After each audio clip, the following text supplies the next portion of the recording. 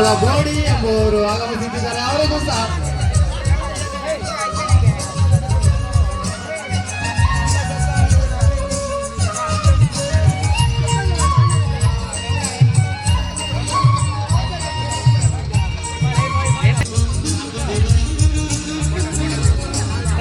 ಗ್ರಾಮದಲ್ಲಿ ರಾಜ್ಕುಮಾರನವರು ಎಲ್ಲ ಊರುಗಳಲ್ಲಿ ಅತ್ಯುತ್ತಮವಾದ ಕೆಲಸಗಳನ್ನು ಮಾಡಿಕೊಟ್ಟು ಎಲ್ಲ ಊರುಗಳ ಗ್ರಾಮಸ್ಥರ ಮೆಚ್ಚುಗೆಯನ್ನು ಪಡೆದಿರುವಂತಹ ಎಲ್ಲ ಅಭಿಮಾನಿಗಳಿಂದ ರಾಜ್ಕುಮಾರನವರಿಗೆ ಧನ್ಯವಾದಗಳು. ಅತ್ಯುತ್ತಮವಾದ ಕೆಲಸಗಳನ್ನು ಮಾಡಿಕೊಡ್ತಿರುವ ರಾಜ್ಕುಮಾರನವರಿಗೆ ಧನ್ಯವಾದಗಳು.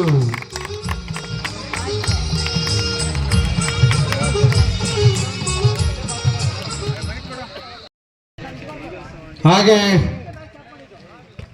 ಅಣ್ಣಾಜಿಯವರು ಆಗಮಿಸಿದರೆ ಅವರು ಬನ್ನಿ ಬನ್ನಿ.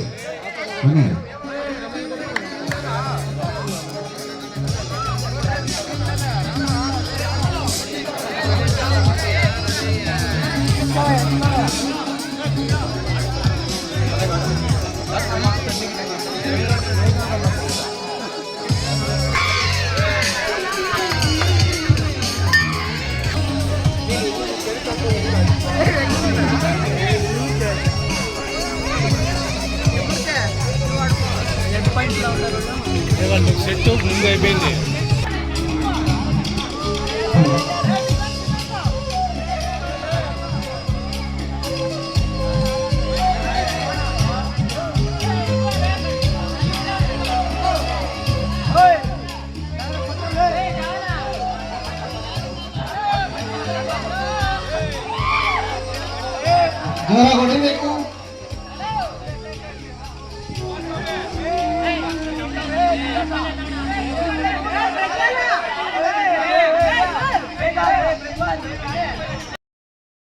ವಾವ್, ಲೈವ್ ಕ್ಲಾಸ್ ಆಗಿದೆ.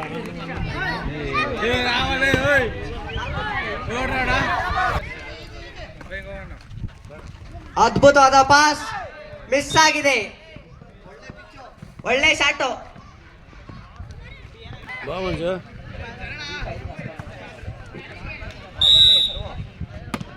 ಉತ್ತಮವಾದ ಸರ್, ಸಿಂಪಲ್ ಸರ್ವ್ ಮಾಡಿದ್ದಾರೆ. ಒಳ್ಳೆ ಎಫರ್ಟ್ಸ್. ಉತ್ತಮವಾದ ಸಪ್ಲೈ ಮನು ಕಡೆಯಿಂದ. ನೋಡೋಣ ಏನಾಗುತ್ತೆ.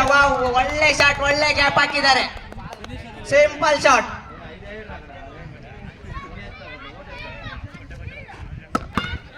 ಸೂಪರ್ ಸಾರು, ಒಳ್ಳೆ ಸಪ್ಲೈ. ನೋಡೋಣ ಏನಾಗುತ್ತೋ. ಒಳ್ಳೆ ಡ್ರಾಪ್ ಪ್ರಯತ್ನ ಮಿಸ್ ಆಗಿದೆ. ಒಳ್ಳೆ ಶಾಟ್, ಚೆಕ್ಔಟ್ ಆಗಿದೆ. Super super. ಹೃತ್ಪೂರ್ವಕವಾದ ಸ್ವಾಗತವನ್ನ ಬಯಸ್ತಾ ಇದ್ದೇನೆ ಬಂಧುಗಳೇ. ಹಾಗೆ ಯುವಶಕ್ತಿ ವೇದಿಕೆಯ ನಮ್ಮ ಎಲ್ಲ ಪದಾಧಿಕಾರಿ ಮಿತ್ರರೇ ಮತ್ತು ಹಿರೇಮುದ್ದನಹಳ್ಳಿ ಗ್ರಾಮದ ತೂದ್ಗೆರೆ ಗ್ರಾಮ ಪಂಚಾಯತಿ ಮಾಜಿ ಅಧ್ಯಕ್ಷರಂತಹ ರಾಜ್ಕುಮಾರ್ ಅವರೇ ಮತ್ತು ಪಂದ್ಯಾವಳಿಯಲ್ಲಿ ಭಾಗವಹಿಸಕ್ಕೆ ಬಂದಿರತಕ್ಕಂಥ ನನ್ನ ಎಲ್ಲ ಯುವ ಮಿತ್ರರೇ, ಈ ದಿನ ವಾಲಿಬಾಲ್ ಆಡಬೇಕು ಅಂತಂದರೆ ಯಾರೋ ಕೆಲವರು ಬಾಲ್ ಕೊಡಿಸ್ತಾರೆ, ಅಥವಾ ಇನ್ನು ಯಾರೋ ಕೆಲವು ಪ್ರಾಯೋಜಕರು ನೆಟ್ ಕೊಡಿಸ್ತಾರೆ, ಅಥವಾ ನೀವೇ ಸ್ವತಃ ತೊಗೊಂಬಂದು ವಾಲಿಬಾಲು ಅಥವಾ ನೆಟ್ಟು ತೊಗೊಂಬಂದು ಆಡುವಂತಹ ಆರ್ಥಿಕವಾಗಿ ಇವತ್ತು ಪರಿಸ್ಥಿತಿಯಲ್ಲಿ ಚೆನ್ನಾಗಿದ್ದೀರ ಎಲ್ಲರೂ ಕೂಡ. ಆದರೆ 90ರ ದಶಕದಲ್ಲಿ ನಾವು ಕ್ರೀಡೆಯಲ್ಲಿರ್ತಕ್ಕಂಥ ಆ ಒಂದು ವೇಳೆಯಲ್ಲಿ ಬಹುಶಃ ನಾನು ಕಬಡ್ಡಿ ಪ್ಲೇಯರು, ನಮ್ಮ ಸ್ನೇಹಿತರು ಇಲ್ಲಿದ್ದಾರೆ ಕಬಡ್ಡಿ ಪ್ಲೇಯರ್ಗಳೆಲ್ಲ. ನಾನು Bengaluru university kabaddi team captain ಆಗಿ ನ್ಯಾಷನಲ್ಸ್ ಆಡಿದ್ದೀವಿ. ಸ್ಟೇಟ್ ಲೆವೆಲ್ ಕಬಡ್ಡಿ ಪಂದ್ಯಾವಳಿಗಳಲ್ಲಿ ಭಾಗವಹಿಸಿದ್ದೀವಿ. ದಸರಾ ಸ್ಟೇಟ್ ಲೆವೆಲ್ ಕಬಡ್ಡಿ ಪಂದ್ಯಾವಳಿಗಳು, ರೂರಲ್ ಸ್ಪೋರ್ಟ್ಸ್ ಕಬಡ್ಡಿ ಪಂದ್ಯಾವಳಿಗಳು, ಇದರಲ್ಲೆಲ್ಲ ಭಾಗವಹಿಸ್ತಕ್ಕಂಥ ಅಂಥ ಪರಿಸ್ಥಿತಿಯಲ್ಲಿ ನಮಗೆ ಅವತ್ತು ನಮ್ಮ ಹತ್ರ ಇದ್ದಿದ್ದು ಹಣ ಗೊತ್ತಿಲ್ಲ, ಅಥವಾ ಬೇರೆ ಯಾವುದೇ ರೀತಿಯ ನಮಗೆ ಮೊಬೈಲ್ ಗೊತ್ತಿಲ್ಲ, ಅಥವಾ ಮಾಧ್ಯಮಗಳು ಗೊತ್ತಿಲ್ಲ. ಅವತ್ತು ನಮಗೆ ಗೊತ್ತಿದ್ದು ಒಂದೇ, ನಮ್ಮಲ್ಲಿರ್ತಕ್ಕಂಥ ಮೈಯಲ್ಲಿರ್ತಕ್ಕಂಥ ಶಕ್ತಿ ಮತ್ತು ತಲೆಯಲ್ಲಿರ್ತಕ್ಕಂಥ ಯುಕ್ತಿ, ಮತ್ತು ನಮಗೆ ಬಹಳ ಮುಖ್ಯವಾಗಿದ್ದು ಶಿಸ್ತು, ಡಿಸಿಪ್ಲಿನ್ ಅಂತ ಏನು ನಾವು ಕರಿತೀವಿ. ಪ್ರತಿಯೊಬ್ಬ ಕ್ರೀಡಾಪಟುವಿಗೆ ಬಹಳ ಮುಖ್ಯವಾಗಿ ಬೇಕಾಗಿರ್ತಕ್ಕಂಥದ್ದು ಶಿಸ್ತು. ಆ ಶಿಸ್ತನ್ನು ನಾವು ಯುವಕರಿಂದಲೇ ನಾವು ಆ ಶಿಸ್ತನ್ನು, ಬಹುಶಃ ಯುವಕರು ಅಂತ ನಾವು ಯಾರನ್ನು ಕರಿತೀವಿ, 15 ವರ್ಷ ಮೇಲ್ಪಟ್ಟಂಥವರು, 35-40 ವರ್ಷಗಳವರೆಗೆ. ಅದೇ ರೀತಿ ಮಾನಸಿಕವಾಗಿ ದೃಢವಾಗಿದ್ದಾಗ ನಮಗೆ ದೈಹಿಕವಾಗಿ ಮನಸ್ಸಿಗೆ ಮತ್ತು ದೇಹಕ್ಕೆ ದೈಹಿಕವಾಗಿ ಬಲ ಬೇಕು. ಮಾನಸಿಕವಾಗಿ ಸ್ಥೈರ್ಯ, ದೈಹಿಕವಾಗಿ ಮನುಷ್ಯನಿಗೆ ಶಕ್ತಿ, ಇವೆರಡೂ ಇದ್ದಾಗ ನಮಗೆ ಅದು ಪ್ರಚೋದನೆ ಆಗುತ್ತೆ ಮನುಷ್ಯನಿಗೆ. ಯಾವುದೇ ಕೆಟ್ಟ ಚಟಗಳಿಗೆ ಬಲಿಯಾಗಲ್ಲ, ಯಾವುದೇ ದುಶ್ಚಟಗಳಿಗೆ ಬಲಿಯಾಗಲ್ಲ. ಮತ್ತು ವಿನಯತೆ, ಮನುಷ್ಯನಲ್ಲಿ ಎಲ್ಲ ರೀತಿಯಲ್ಲೂ ಬೇಕಾಗತಕ್ಕಂತಹ ವಿನಯತೆ ಮತ್ತು ನಮ್ಮ ಮನೆಯಲ್ಲಿರ್ತಕ್ಕಂಥ ಹಿರಿಯರಿಗೆ ಗೌರವ ಕೊಡುವಂಥದ್ದಾಗಿರ್ಬಹುದು ಮತ್ತು ಸಮಾಜದಲ್ಲಿ ಇರ್ತಕ್ಕಂಥ ಹಿರಿಯರಿಗೆ ಗೌರವ ಕೊಡುವಂಥದ್ದಾಗಿರಬೇಕು. ಯಾವಾಗಲೂ ನಮ್ಮ ಯುವಕರ ಒಂದು ನಡವಳಿಕೆ ಹೇಗಿರಬೇಕು ಅಂದರೆ, ಬೇರೆ ಚಿಕ್ಕ ಮಕ್ಕಳು ನಮ್ಮನ್ನು ನೋಡಿ ಸೆಕೆಂಡ್ ಜನ್ರೇಷನ್ನವರು ನಮ್ಮನ್ನು ನೋಡಿ ಕಲಿಬೇಕು ಅಥವಾ ನಮ್ಮನ್ನು ನೋಡಿ ನಮ್ಮನ್ನು ಅನುಕರಿಸಬೇಕು. ಯುವಕರನ್ನು ಅಂತಹ ಗುಣಗಳನ್ನು ಬೆಳೆಸ್ಕೊಂಡು ಒಂದು ಕ್ರೀಡೆಯಲ್ಲಿ ತೊಡಗಿಸ್ಕೋಬೇಕು. ಇವತ್ತು ಕ್ರೀಡಾತ್ಮಕವಾಗಿ ಇವತ್ತು ಬೇರೆ ಬೇರೆ ಗ್ರಾಮಗಳಲ್ಲಿ ಕೆಲವರು ಕ್ರಿಕೆಟ್ ಆಡ್ತಾರೆ, ಕೆಲವರು ಕಡೆ ವಾಲಿಬಾಲ್ ಆಡ್ತಾರೆ, ಕೆಲವು ಕಡೆ ಕಬಡ್ಡಿ ಆಡ್ತಾರೆ. ಇವೆಲ್ಲವೂ ಕೂಡ ನೀವು ಆ ಒಂದು ಇವತ್ತೇನು ಮೊಬೈಲ್ ಅಂತಕ್ಕಂಥ ಮಾಯೆ ಇವತ್ತು ನಮ್ಮ ಮುಂದೆ ಬಂದ್ಬಿಟ್ಟಿದೆ. ಇವತ್ತು ಒಂದು ಮಗು ಊಟ ಮಾಡಬೇಕಾದ್ರೆ ಅಳುತ್ತದೆ. ಊಟ ಮಾಡುವಾಗ ಮಗು ಹತ್ರ ಅವ್ರ ತಾಯಿ ಅವ್ರಿಗೆ ಮಗು ಸುಮ್ಮನೆ ಇರೋಕ್ಕೋಸ್ಕರ ಇವತ್ತು ಮೊಬೈಲ್ ಕೊಡೋದು. ಮೊಬೈಲ್ ಮಗು ಕೈಲಿ ಕೊಟ್ಬಿಟ್ಟು ಇವರು ಊಟ ಮಾಡಿಸೋದು ಮಗುಗೆ. ಆ ಮಗುಗೆ ಏನು ತಿಂತೀನಿ ಅಂತ ಗೊತ್ತಿರಲ್ಲ. ಆ ಮಗು ಬರೀ ಮೊಬೈಲ್ ನೋಡ್ತಿರ್ತಾರೆ ಅಷ್ಟೇ, ಬಿಟ್ಟರೆ ಮಗು ಊಟ ಮಾಡಿಸ್ತಿರ್ತಾರೆ. ಆ ಮಗು ಆಟೋಮೆಟಿಕ್ ಆಗಿ ಯಾಂತ್ರಿಕವಾಗಿ ಊಟ ಮಾಡ್ತಿರ್ತಾರೆ. ಅಂದರೆ ಇವತ್ತು ಆ ಪರಿಸ್ಥಿತಿಗೆ ಹೋಗಿದೆ ಅಂತಂದರೆ ಬಹುಶಃ ನಾವೆಲ್ಲ ಲೆಕ್ಕ ಹಾಕ್ಬೋದು. ಈ ಮಕ್ಕಳು ಇವತ್ತೇನು 10 ವರ್ಷ 15 ವರ್ಷ ಮಕ್ಕಳಿದ್ದಾರೆ, ಇವರೆಲ್ಲ 15 ವರ್ಷ 20 ವರ್ಷ ಇನ್ನು 10 ವರ್ಷ ಆಗೋಷ್ಟೊತ್ತಿಗೆ ಯಾವ ಪರಿಸ್ಥಿತಿಗೆ ಹೋಗ್ಬೋದು. ಇವತ್ತು ನಾವು ಚಿಕ್ಕವರಿದ್ದಾಗ, ನಾವು 10 ವರ್ಷ 15 ವರ್ಷ ಆಗಿದ್ದಾಗ ಊರಲ್ಲಿ ಒಬ್ಬರ ಇಬ್ಬರ ಕನ್ನಡಕ ಆಗ್ತಿದ್ರು, ಸ್ಪೆಕ್ಸ್ ಆಗ್ತಿದ್ರು. ನೀವು ನೋಡಿರ್ಬೋದು, ಯಾರು ನಾವು ನೋಡ್ತಾನೆ ಇರಲಿಲ್ಲ. 90 ವರ್ಷ 100 ವರ್ಷ ಆದರೂ ಸ್ಪೆಕ್ಸ್ ಆಗ್ತಿದ್ರು. ಆದರೆ ಇವತ್ತು ಕನ್ನಡಕ ಇವತ್ತು ಹುಟ್ಟುವಂಥ ಮಕ್ಕಳಿಗೆ ಇವತ್ತು ಕಣ್ಣಿನ ತೊಂದರೆ, ಹುಟ್ಟುವಂಥ ಮಕ್ಕಳಿಗೆ ಇವತ್ತು ಇದು ಹಾರ್ಟ್ ಪ್ರಾಬ್ಲಮ್ಮು ಇವೆಲ್ಲ ಬಂದಿದೆ. ಇವೆಲ್ಲ ಯಾಕೆ ಬರಬೇಕಾದ್ರೆ ಏನು ಕಾರಣ ಇವೆಲ್ಲ ಅಂತಂದರೆ, ಬಹಳ ಮುಖ್ಯವಾಗಿ ಇವತ್ತು ವಿಜ್ಞಾನಿಗಳು ಸಮೇತ ಹೇಳ್ತಕ್ಕಂಥದ್ದು ಮೊಬೈಲ್ ಇರ್ತಕ್ಕಂಥ ಈ ಒಂದು ಅಂಗೈಲಿರ್ತಕ್ಕಂಥ ಪ್ರಪಂಚ ಇವತ್ತು ನಮ್ಮನ್ನ ಒಂದು ದಿವಸ ಎಲ್ಲ ಬೇಕಾದ್ರೆ ಏನು ಮಾಡದೆ ಕುಂಡಿಸ್ಬಿಡ್ತದೆ ಒಂದೇ ಕಡೆ. ಇವತ್ತು ಒಬ್ಬ ಹುಡುಗನ ಕೈಯಲ್ಲಿ ಮೊಬೈಲ್ ಕೊಟ್ಬಿಟ್ಟು ಅಲ್ಲಿ ಕುಂಡಿಸ್ಬಿಡಿ, ಅವನು ಊಟ ಕೇಳಲ್ಲ, ನೀರು ಕೇಳಲ್ಲ. ಅವನ ಎದುರು ಪಕ್ಕದಲ್ಲಿ ಯಾರಾದರೂ ಸತ್ತು ಬಿದ್ದರೆ ಅವನು ನೋಡಲ್ಲ, ಬರೀ ಮೊಬೈಲ್ ನೋಡ್ಕೊಂಡು ಕೂತಿರ್ತಾನೆ. ಇವತ್ತು ಈ ಪರಿಸ್ಥಿತಿಗೆ ಹೋಗಿದೆ ನಮ್ಮ ಯುವಕರ ಇವತ್ತು ಪರಿಸ್ಥಿತಿ. ದಯಮಾಡಿ ನನ್ನ ವೈಯಕ್ತಿಕವಾಗಿ ನಾನು ಕ್ರೀಡಾಪಟುಗಳಿಗೆ ಬಹಳ ಮುಖ್ಯವಾಗಿ ನಾನು ಕೇಳ್ಕೊಳ್ಳೋದು ಇಷ್ಟೇ, ಮೊಬೈಲಿಂದ ದೂರವಿರಿ. ಎಷ್ಟು ಬೇಕೋ ಅಷ್ಟನ್ನು ಮಾತ್ರ ಉಪಯೋಗಿಸ್ಕೊಳ್ಳಿ. ತಂತ್ರಜ್ಞಾನ ನಮಗೆ ಬೇಕಾಗಿರೋ ತಂತ್ರಜ್ಞಾನ ನಮ್ಮ ಬೆಳವಣಿಗೆಗೆ ಎಷ್ಟು ಬೇಕೋ ಅಷ್ಟನ್ನು ಮಾತ್ರ ಉಪಯೋಗಿಸ್ಕೊಳ್ಳಿ. ಮೊಬೈಲ್ ಅಥವಾ ಇನ್ಕಮಿಂಗ್ ಫೋನ್ ಬರೋದಕ್ಕೋ ಅಥವಾ ಮಾತಾಡೋದಕ್ಕೋ ಅಥವಾ ಯಾವುದೋ ಒಂದು ಮಾಹಿತಿ ಬೇಕಾಗಿರುತ್ತೆ, ಇಂಥದಕ್ಕೆಲ್ಲ ಬಹಳ ಕಡಿಮೆ ಮೊಬೈಲನ್ನು ಉಪಯೋಗಿಸಿ ಅದರಿಂದ ಪ್ರಯೋಜನವನ್ನು ಪಡ್ಕೊಂಡು ದೈಹಿಕವಾಗಿ ಮಾನಸಿಕವಾಗಿ ದೃಢವಾದ ಸಂಕಲ್ಪವನ್ನು ಹೊಂದೋದ್ರ ಮೂಲಕ ಮಾನಸಿಕವಾಗಿ ಮತ್ತು ದೈಹಿಕವಾಗಿ ಒಳ್ಳೆಯ ಆರೋಗ್ಯವನ್ನು ಪಡೆಯೋದ್ರ ಮೂಲಕ ಇಂಥ ಕ್ರೀಡಾ ಚಟುವಟಿಕೆಗಳನ್ನು ಮಾಡಿ, ನಾನು ಭಾಳ ಮುಖ್ಯವಾಗಿ ನವಕರ್ನಾಟಕ ಯುವಶಕ್ತಿ ವೇದಿಕೆಯವರಿಗೆ ಇಂದಿನ ಒಂದು ಸ್ವಲ್ಪ ದಿವಸದ ಹಿಂದೆ ಹಳ್ಳಿಕಾರ ಎತ್ತುಗಳ ಫ್ಯಾಷನ್ ಶೋ ಕೂಡ ಮಾಡಲಿ. ಯಾವುದಾದ್ರೂ ಒಂದು ಕಾರ್ಯಕ್ರಮ ಮಾಡ್ತಿರ್ಬೇಕು, ಹೀಗೆ ಮಾಡಬೇಕು ಅಂತೇನಿಲ್ಲ. ಅಥವಾ ಮಾಡಿದಾಗ ಅದು ಸರಿ ಇಲ್ಲ ಅಂತ ಟೀಕೆಗಳು ಬರೋದು ಸಾಮಾನ್ಯ, ಅಥವಾ ಇವರು ಸರಿಯಾಗಿ ಮಾಡಿಲ್ಲ ಅಂತ ಹೇಳೋದು ಸಾಮಾನ್ಯ. ಇವೆಲ್ಲದನ್ನು ಹೊರತುಪಡಿಸಿ ಒಂದು ಕಾರ್ಯಕ್ರಮ ಮಾಡಬೇಕಾದ್ರೆ ಆ ಮಾಡೋದ್ರ ಹಿಂದೆ ಎಷ್ಟು ಜನರ ಯುವಕರ ಶಕ್ತಿ ಅದರಲ್ಲಿ ಇರ್ತದೆ ಅಂತಕ್ಕಂಥದ್ದು ಬಹಳ ಮುಖ್ಯ. ಹಾಗಾಗಿ ಎಲ್ಲ ಯುವ ಮಿತ್ರರು ಬೇರೆ ಬೇರೆ ಕಾರ್ಯಕ್ರಮಗಳಲ್ಲಿ ತೊಡಗಿಸ್ಕೊಳ್ಳಿ. ಯಾರು ಫ್ರೀಯಾಗಿರಬೇಡಿ. ಯಾರನ್ನು ನೀವು ಫ್ರೀ ಇದ್ದರೆ ಅಲ್ಲಿ ಏನೋ ಇನ್ನೊಂದು ಯಾವುದೋ ಒಂದು ದುಶ್ಚಟ ನಮ್ಮನ್ನು ಅಂಟ್ಕೊಳ್ಳುತ್ತೆ ಬಂದು. ಹಾಗಾಗಿ ಯಾವಾಗಲೂ ಉತ್ಸಾಹದಿಂದಿರಿ, ಯಾವಾಗಲೂ ಯಾವುದಾದ್ರೂ ಒಂದು ಕಾರ್ಯಕ್ರಮಗಳನ್ನು ಮಾಡ್ತೀರಿ ಅಂತೇಳಿ ಹೇಳ್ತಾ ಈ ದಿನ ನಮ್ಮನ್ನು ಆಹ್ವಾನಿಸಿ ಈ ದಿನ ನಿಮ್ಮ ಜೊತೆ ನಮ್ಮ ಅನಿಸಿಕೆಗಳು ಹಂಚ್ಕೊಳ್ಳೋದಕ್ಕೆ. ಯಾಕಂದ್ರೆ ನನಗೆ ಸ್ಪೋರ್ಟ್ಸ್ ಕಾರ್ಯಕ್ರಮಗಳು ಅಂದರೆ ನನಗೆ ಎಷ್ಟೇ ನನ್ನ ಕೆಲಸದ ಒತ್ತಡ ಇದ್ದರೂ ಕೂಡ ನಾನು ಬರ್ತೀನಿ.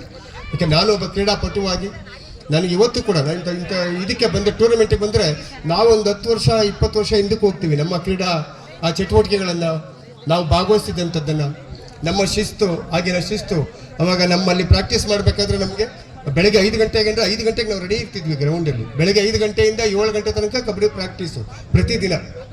ಅದಾದ ನಂತರ ಮತ್ತೆ ಮನೆಗೆ ಹೋಗಿ ಮತ್ತೆ ಹಸುಗಳಿಗೆ ಮೇವು ತರೋದು ಅಥವಾ ಬೇರೆ ಏನು ಕೆಲಸ ಇರ್ತದೋ ಹಾಲು ಕರೆಯೋದು ಮುಗಿಸ್ಕೊಂಡು ಆಮೇಲೆ ಕಾಲೇಜ್ಗೆ ಹೋಗ್ಬೇಕಾಗಿತ್ತು ನಾವೆಲ್ಲ. ಮತ್ತೆ ಸಂಜೆ ಬಂದು ಮತ್ತೆ ಪ್ರಾಕ್ಟೀಸು. ಹೀಗೆ ಹಲವಾರು ಕೆಲಸದ ಒತ್ತಡಗಳು ನಮ್ಗೆ ಬಿಡುವು ಅನ್ನೋದೇ ಇರ್ತಿರ್ಲಿಲ್ಲ. ನಮ್ಗೆ ಇವತ್ತಿಗೂ ಗೊತ್ತಿಲ್ಲ ಬಿಡುವು ಅನ್ನೋದು, ನಮ್ಗೆ ಇವತ್ತಿಗೂ ಗೊತ್ತಿಲ್ಲ. ನಾವು ಈಗಲೂ ಬೆಳಗ್ಗೆ 5 ಗಂಟೆಗೆ ಎದ್ದೇಳೋದು, ಮತ್ತೆ ನಮ್ಮ ಕೆಲಸ ಹಸುಗಳದು ಹಾಲು ಕರೆಯೋದು ಅಥವಾ ಡೈರಿಗೆ ಹಾಲು ಹಾಕೋದು, ತೋಟದ ಕೆಲಸ, ಇವೆಲ್ಲ ಬೇರೆ ಬೇರೆ ಎಲ್ಲ ಕೆಲಸಗಳ ನಡುವೆ ಏನೋ ಸ್ನೇಹಿತರು ಕರೆದಾಗ ಇಂಥ ಒಂದಷ್ಟು ನಾವು ಇವಾಗಲೂ ಶಟ್ಲ್ ಕಾಕ್ ಆಡ್ತೀವಿ, ಕಬಡ್ಡಿ ಆಡೋದ್ರಿಗೆ ಆಡೋದ್ರ ಜೊತೆ ಇರ್ತೀವಿ, ವಾಲಿಬಾಲ್ ಆಡೋದ್ರ ಜೊತೆ ವಾಲಿಬಾಲ್ ಆಡ್ತೀವಿ. ನಮ್ಗೇನು 60 ವರ್ಷ ಈಗ, ನನಗೀಗ 59, ಇನ್ನೊಂದು ವರ್ಷ ಕಳೆದ್ರೆ 60 ವರ್ಷ ನನಗೂ. ಈಗ ನಮ್ಮ ಸ್ನೇಹಿತರಿಗೆಲ್ಲ ನೋಡಿ ಇವ್ರಿಗೂ 60 ವರ್ಷ. ನಮಗೆಲ್ಲ ಇವಾಗ 60 ವರ್ಷ ಅಂತ ನನಗೇನು ಅನ್ಸಲ್ಲ. ನನ್ನ ನೋಡಿದ್ರೆ ಏನು ಅನ್ಸುತ್ತಪ್ಪ? ಎಷ್ಟು ವರ್ಷ ಅನ್ಸುತ್ತೆ? 18 ಅಲ್ಲ 59 ವರ್ಷ ಇದೆ ನನಗೆ. ಹಾಗೆ ಅಂದರೆ ನಮಗೆ ವಯಸ್ಸು ಮುಖ್ಯ ಅಲ್ಲ, ನಮ್ಮ ಮನಸ್ಸು ಮುಖ್ಯ. ನಾವು ಮಾನಸಿಕವಾಗಿ ನಾವು ಎಷ್ಟು ಧೈರ್ಯವಾಗಿರ್ತೀವಿ, ಮಾನಸಿಕವಾಗಿ ಎಷ್ಟು ಸ್ಥಿರತೆ ಇರ್ತೀವಿ. ಇವತ್ತು ನನ್ನ ಮಗನಿಗೆ ನಾನು ಯಾವಾಗಲೂ ಬೈತಿರ್ತೀನಿ, ಬಾರೋ ನನ್ನ ಜೊತೆ ರನ್ನಿಂಗ್ ನೋಡೋಣ ಅಂತ. ಅಂದರೆ ಅಷ್ಟು ನಮಗೆ ಸ್ಫೂರ್ತಿ ಇವಾಗಲೂ ಕೂಡ. ಆ ಸ್ಫೂರ್ತಿಗೆಲ್ಲ ಏನು ಕಾರಣ ಅಂದರೆ ನಾವು ಈ ಕ್ರೀಡಾ ಚಟುವಟಿಕೆ ಭಾಗವಹಿಸಿರ್ತಕ್ಕಂಥದ್ದು. ನಮಗೆ ಸ್ಪೋರ್ಟ್ಸು, ರಾಜಕೀಯ ಇರ್ಬೋದು, ರಾಜಕೀಯ ಅದು ಕೊನೆ ಪುಟ, ಪುಸ್ತಕದಲ್ಲಿ ಕೊನೆ ಪುಟ ರಾಜಕೀಯ. ಆ ರಾಜಕೀಯ ಅಂದ್ಕೊಂಡು ನಾವು ಯಾವತ್ತೂ ಬರಲ್ಲ. ಮೊದಲನೇದಾಗಿ ನಮಗೆ ನಮ್ಮ ಬದುಕು, ಸ್ನೇಹಿತರು, ಜೀವನ, ಇಂಥ ಕ್ರೀಡಾ ಚಟುವಟಿಕೆಗಳು ಇದ್ರ ಜೊತೆ ಭಾಗವಹಿಸೋದಕ್ಕೆ ಇವತ್ತು ನಮಗೆ ಭಾಳಷ್ಟು ಸಂತೋಷ ಆಗ್ತಿದೆ. ನಿಮ್ಮನ್ನೆಲ್ಲ ನೋಡಿದಾಗ ಈ ಒಂದು ಕಾರ್ಯಕ್ರಮ ಆಯೋಜನೆ ಮಾಡಿದ್ದೀರಾ. ದಯವಿಟ್ಟು ಇನ್ನು ಪ್ರತಿ ವರ್ಷ ಮಾಡಿ. ನಮ್ಮಿಂದ ಏನು ಅದನ್ನು ನಮಗೆ ಏನು ಸಾಧ್ಯನೋ ನಿಮ್ಮ ಜೊತೆ ನಾವು ಇರ್ತೀವಿ ಅಂತೇಳಿ ಹೇಳ್ತಾ, ಈ ಕ್ರೀಡಾ ಕೂಟವನ್ನು ಆಯೋಜನೆ ಮಾಡಿರ್ತಕ್ಕಂಥವ್ರಿಗೆ ಮತ್ತು ಇಲ್ಲಿ ಅವಕಾಶ ಮಾಡಿಕೊಟ್ಟಿರ್ತಕ್ಕಂಥವ್ರಿಗೆ ಎಲ್ರಿಗೂ ಕೂಡ ಧನ್ಯವಾದಗಳನ್ನ ಹೇಳ್ತೇನೆ. ಜೈ ಕರ್ನಾಟಕ. ಅಪ್ಪಯ್ಯನವ್ರ ಹತ್ರನೇ, ಆ ನಂತರನೇ ಬೇರೆಯವ್ರ ಹತ್ರ ಮಾಹಿತಿಗಳನ್ನ ಹಂಚ್ಕೊತಾ ಇದ್ದು. ಸೊ ಅನೇಕ ಕಾರ್ಯಕ್ರಮಗಳು ಈ ಮಟ್ಟಕ್ಕೆ ಕೊಡಬೇಕಾದ್ರೆ ಕಾರಣಕರ್ತರು ಅಪ್ಪಯ್ಯನವ್ರು ಅಂತಲೇ ಹೇಳ್ಬೋದು ಈ ಒಂದು ಸಂದರ್ಭದಲ್ಲಿ. ಸೊ ಅದೇ ಜನ್ಮ ದಿನದ ಅಂಗವಾಗಿ ಒಂದು ಸ್ಫೂರ್ತಿದಾಯಕವಾದ ಆರ್ಗನೈಸ್ ಮಾಡಿರೋದು ತುಂಬ ಖುಷಿ ಆಗತ್ತ ಸಂಗತಿ. ಈ ಒಂದು ಕಾರ್ಯಕ್ರಮ ಬಗ್ಗೆ ಸವಿಸ್ವಾಗಿ ಮಾತಾಡಿದ ನಾಗರಾಜಣ್ಣವ್ರಿಗೆ ಅಭಿನಂದನೆಗಳು ಸಲ್ಲಿಸ್ತಾ ಈ ಒಂದು ಎಲ್ಲ ಯುವಕರಿಗೂ ಪ್ರೋತ್ಸಾಹ ಕೊಟ್ಟಂತಹ ಎಲ್ಲರಿಗೂ ವಂದಿಸುತ್ತಾ, ನಮ್ಮ ಚಿಕ್ಕಮದೇನಹಳ್ಳಿ ಗ್ರಾಮದಲ್ಲಿ ಆಯೋಜಿಸಿದ್ದು ತುಂಬ ಒಂದು ಸಂತೋಷ. ಇದೇ ಕಾರ್ಯಕ್ರಮವನ್ನು ಪ್ರತಿ ವರ್ಷ ಮಾಡಿದ್ರೆ ಇನ್ನೂ ಸ್ವಲ್ಪ ಉತ್ಸಾಹ ಹೆಚ್ಚಾಗುತ್ತದೆ.